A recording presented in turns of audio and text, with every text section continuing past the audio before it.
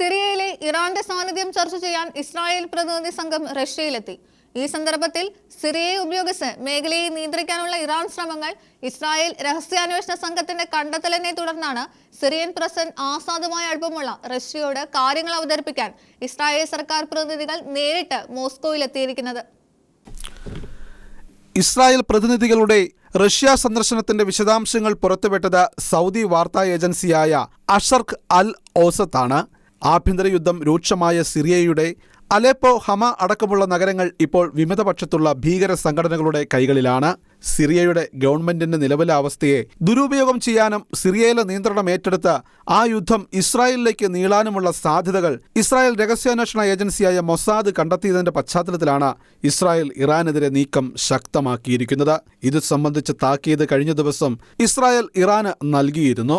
സിറിയയുമായും ഇറാനുമായുള്ള റഷ്യയുടെ ബന്ധം ഉപയോഗിച്ച് ഇറാനെ പിന്തിരിപ്പിക്കാനുള്ള ശ്രമമാണ് ഇപ്പോൾ ഇസ്രായേലിന്റെ ഭാഗത്തു നിന്നും ഉണ്ടായിരിക്കുന്നത്. പശ്ചിമേഷ്യയിലെ ഹിസ്ബുള്ള, ഹമാസ് അടക്കമുള്ള ഭീകര സംഘടനകൾ വീണ്ടും ഇസ്രായേലിനെതിരെ സംഘടിക്കാനും ഭീകരപ്രവർത്തനങ്ങൾ തുടരാനും ഇനി അനുവദിക്കില്ലെന്ന് ഇസ്രായേൽ പ്രതിനിധി സംഘം റഷ്യയോട് വ്യക്തമാക്കിയതായാണ് റിപ്പോർട്ട്. ഗാസയിലെ ഹമാസ് കസ്റ്റഡിയിൽ നിന്നും റഷ്യൻ പൗരത്വമുള്ള ഇസ്രായേൽ ബന്ദികളുടെ മോചനവും മോസ്കോയിൽ ചർച്ചയായി. ലെബനോനിലെ ഹിസ്ബുള്ളകൾക്ക് ആയുധങ്ങൾ നൽകുന്നതിന് മാർഗമായി ഇറാൻ ഉപയോഗിച്ചിരുന്നത് സിറിയയാണ്. 2015 മുതൽ ആസാദ് ഭരണകൂടത്തെ പിന്തുണയ്ക്കുകയും സൈനിക സഹായം ഉൾപ്പെടെയുള്ള കാര്യങ്ങൾ റഷ്യ നടത്തിവരികയാണ്.